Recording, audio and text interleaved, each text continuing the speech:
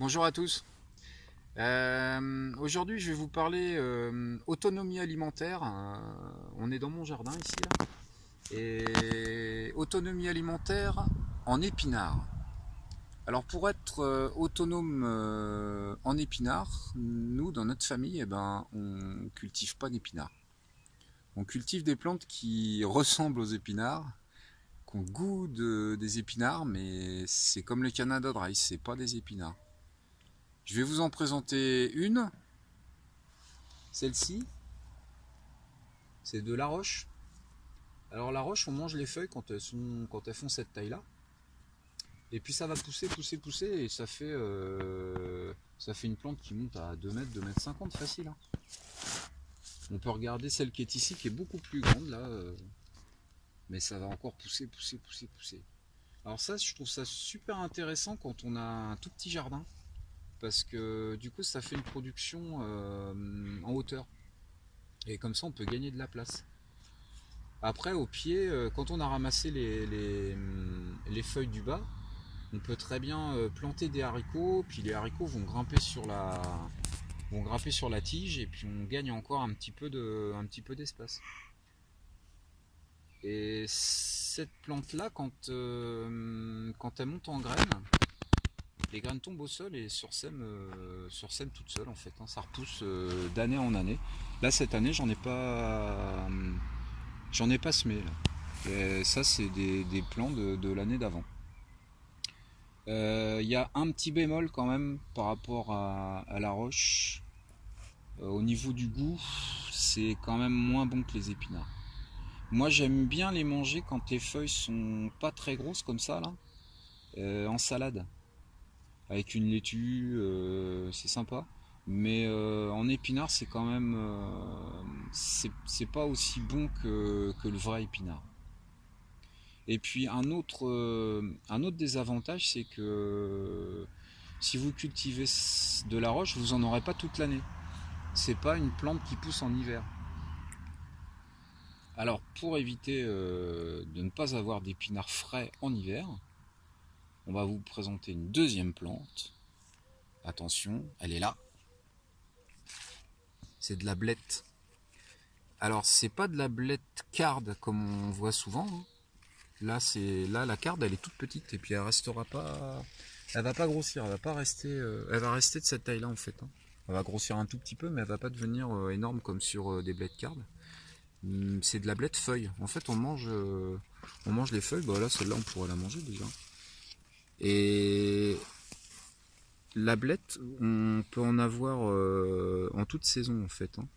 Avec un petit châssis froid ou une petite serre, vous pouvez en faire pousser et vous en aurez.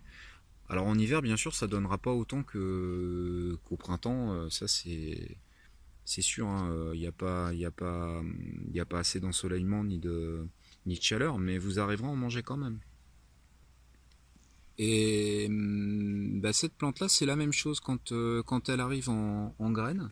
Vous laissez tomber les graines au sol et ça repousse tout seul. Pour vous donner un ordre d'idée, tu peux filmer si tu veux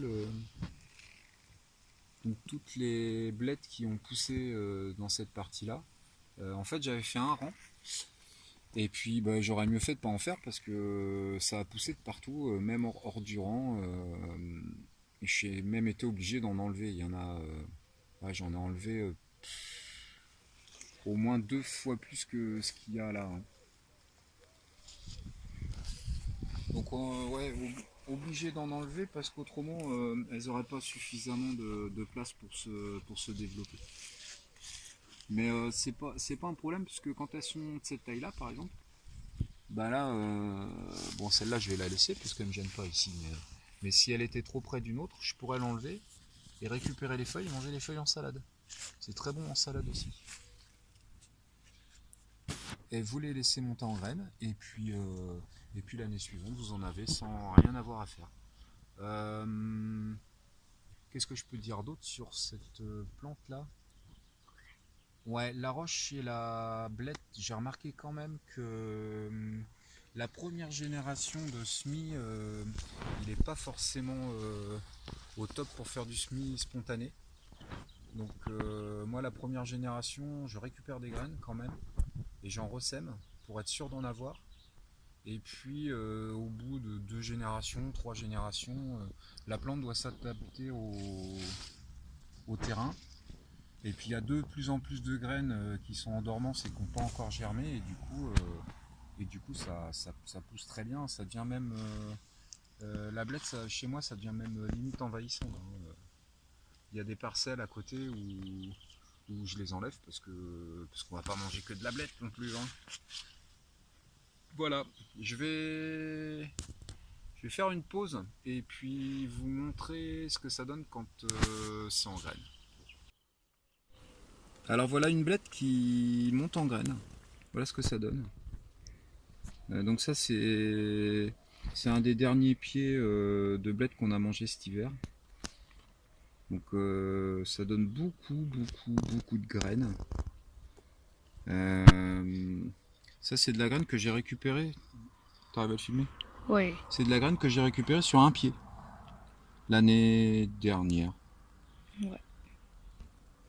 Donc ouais, ça va, hein.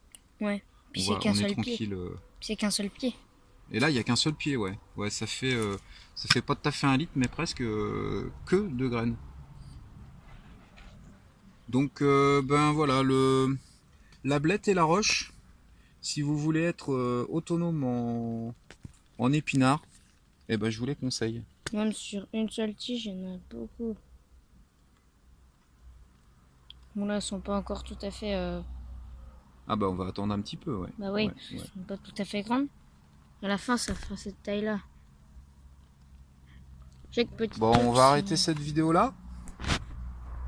Je vous dis à la prochaine. Je vous ferai une vidéo sur les salades. Comment devenir autonome en salade. Bon, si le contenu de la vidéo vous a plu, laissez-moi un commentaire et puis à la prochaine. Salut!